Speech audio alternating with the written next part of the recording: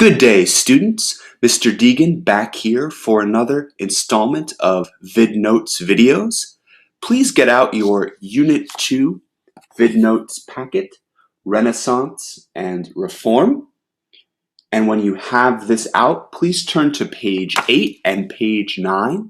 Today we're going to be going through lesson number 4, How Church Reform Spread. And we're going to build on what we learned last lesson about Martin Luther, the German monk who supported and really sparked the Protestant Reformation. So today we're going to be talking about the supporting cast of Martin Luther, people who inspired him and people who were inspired by him. So I'm going to go through each one of these people, and then we're going to talk about them and how they relate to this story of talking about and criticizing the Catholic Church. First, we have John Calvin, then King Henry VIII of England, and Henry's daughter, Queen Elizabeth I, also of England, Jan Hus, John Wycliffe, and Johann Gutenberg, the German inventor. Let's review. How did Martin Luther spark the Protestant Reformation? He did so by writing the 95 Theses, a list of complaints against the Catholic Church. What are three major parts of Luther's 95 Theses? He said, salvation by faith alone is enough to be a good Christian. He said, everyone is equal under God, and the Bible is the ultimate authority. Not a priest, not a church, not an institution on earth, but rather the Bible is the authority people should look to.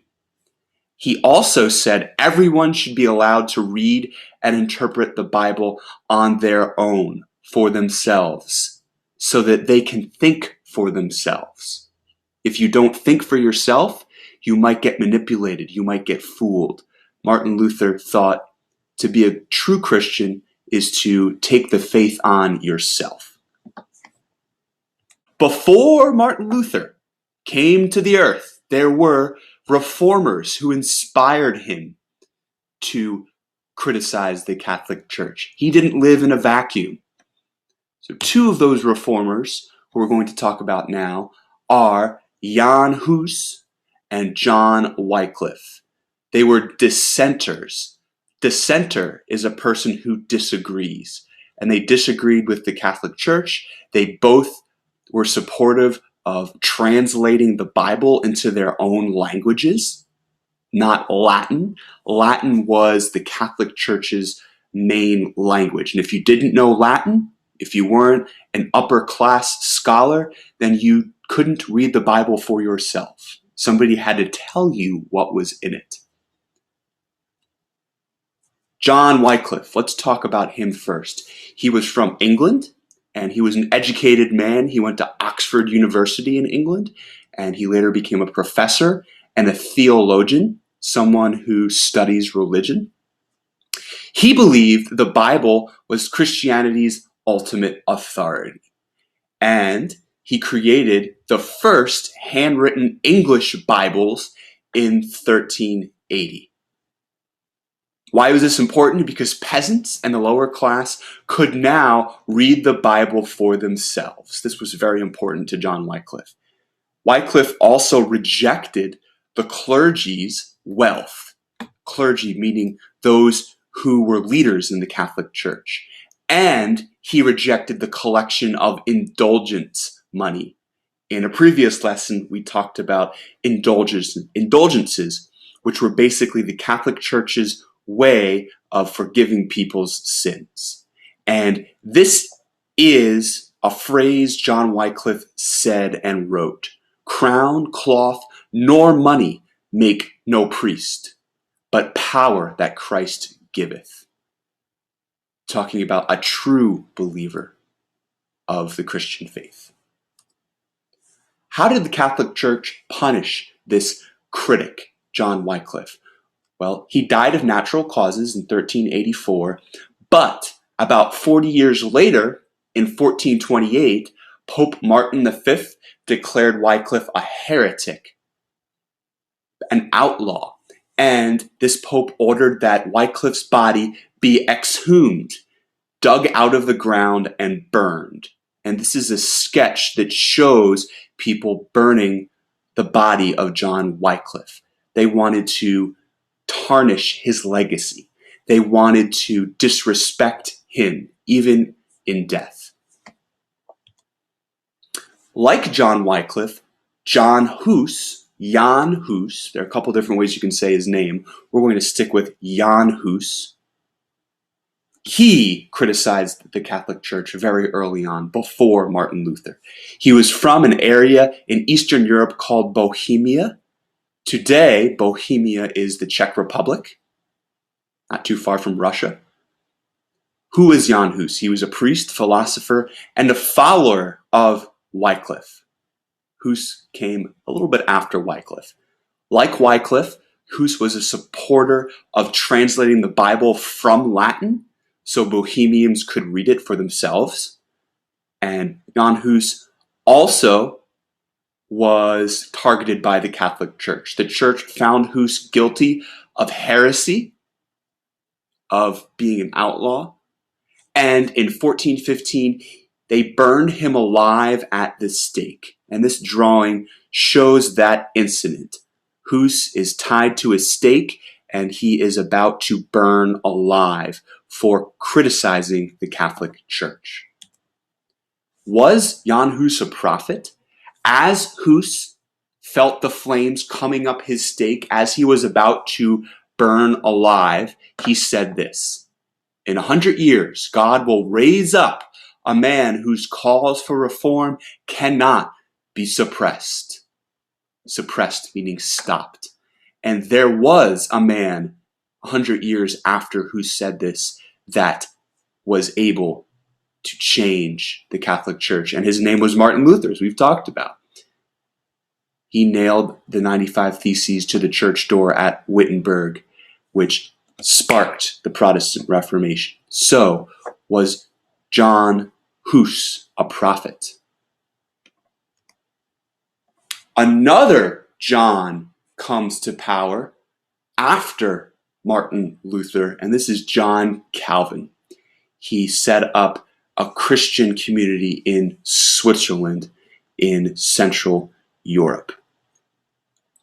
He was born in France. John Calvin was a French pastor and theologian who criticized the Catholic Church. He was 8 years old when Martin Luther wrote his 95 Theses, so this made an impact on him. One of John Calvin's major beliefs was predestination, the belief that God has decided all things beforehand, including which people will be eternally saved from damnation, saved from hell. John Calvin fled France in 1533 when the king ordered all Protestants arrested in France. And he moved to Geneva, Switzerland in 1541 and was asked to lead a theocracy there. What's a theocracy? It's a government that is controlled entirely by religious leaders and whose laws are religiously based. So John Calvin went to Geneva and left this legacy of Christianity that had strict rules. If you lived in Geneva, Switzerland, you couldn't wear bright clothes, you couldn't gamble or play cards. It was a very strict society. Let's talk now about the different denominations or branches of Christianity that start to develop after Martin Luther. So you have the Catholic Church, which splits into different Protestant branches. Luther created the Lutheran Church, which becomes popular in Germany, where Luther's from. And John Calvin creates Calvinism. And out of Calvinism comes some other Christian denominations we're familiar with. The Puritans, they actually settle in the northeastern United States. The Pilgrims, they are Puritan. The Huguenots, they are French and they follow Calvin. And the Presbyterians, there are many Presbyterian denominations in the United States today. They come from the ideas of John Calvin. And there's another Protestant branch in England we're now going to talk about, and that is the Anglicans. King Henry VIII and Queen Elizabeth I start the Anglican Church in England. Let's explore that now. Here's King Henry VIII. He's known for his fashion. So look at a picture of him. You see the fashion of the day in the 1500s in England. King Henry VIII was a devout Catholic. He became king in 1509, and the Pope at the time called him the defender of the faith. However, that would not last. He would fall out of favor with the Pope. Why? Because King Henry VIII wanted to divorce his first wife, Catherine of Aragon. Why? Because Catherine could not bear him a male heir to the English throne. When King Henry VIII died, he wanted a son to take over for him, but his first wife could not give him that son. Now, King Henry VIII wanted a divorce, but the Pope refused to annul or cancel Henry's marriage. It was against the Catholic religion, according to the Pope. So King Henry VIII took matters into his own hands, and Henry ordered the British Parliament to legalize the divorce and create a Church of England, which would later become the Anglican Church. King Henry VIII went over the Pope and overruled the Pope. And then Henry VIII marries a younger woman, Anne Boleyn, in 1533. And King Henry VIII would go on to have 6 wives in total, and they are here. Catherine of Aragon, and then Anne Boleyn, and he would actually execute Anne Boleyn after he accused her of cheating. And the third wife of Henry VIII would be Jane Seymour. Jane Seymour died of natural disease. So Henry VIII had a fourth wife, Anne of Cleves, who he also divorced. And when he divorced Anne of Cleves, he had a fifth wife, Catherine Howard, who he beheaded. And then there is another Catherine, who is the sixth wife of Henry VIII, Catherine Parr, and she lived and died of natural causes. So those are the 6 wives of Henry VIII. And these are the 3 children that come out of the marriages of Henry VIII. The most successful of the children would actually be not the son, Edward, but Elizabeth I. She would become queen and become the Virgin Queen, someone who was well respected and still is well respected in England. We're going to talk about her now. Here she is on the throne. And what did Queen Elizabeth I of England accomplish?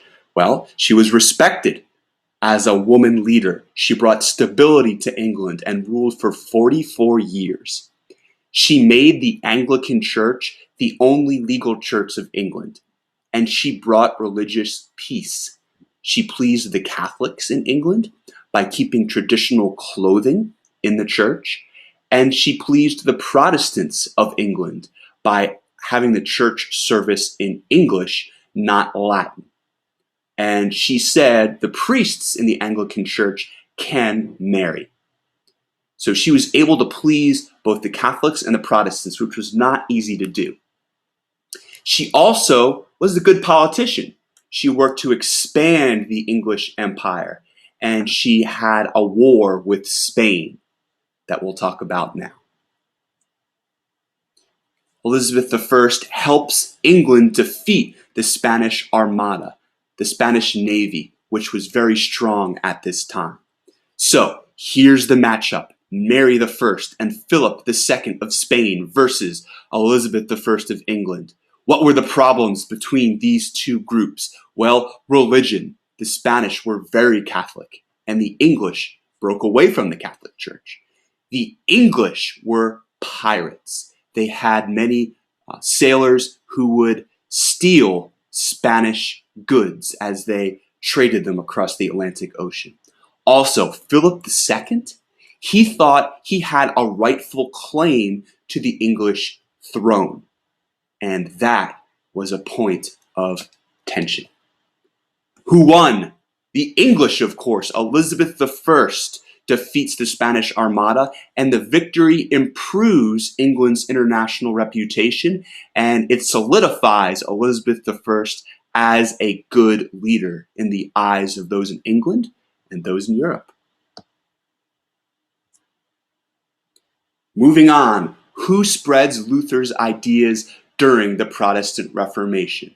There's one man whose invention was so important, and that man is Johann Gutenberg of Germany.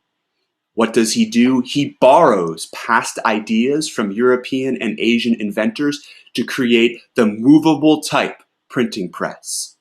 Some would say this invention is more important than the internet. And why? It made books affordable for peasants and common people and increased literacy. When you can read for yourself, you can think for yourself. When you can think for yourself, you will not get manipulated by powerful people, rulers, and politicians. The first book that Gutenberg's printing press printed was the Bible.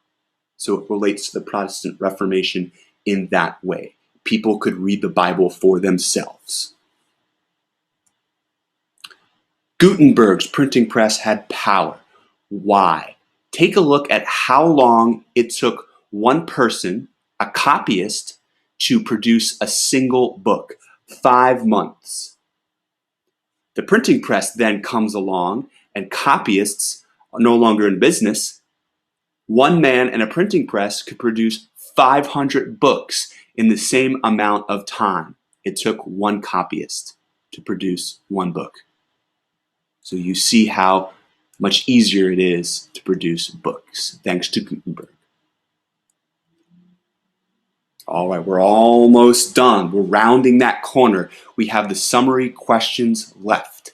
So please answer those questions on your sheet. And when you are done with that, we're almost done.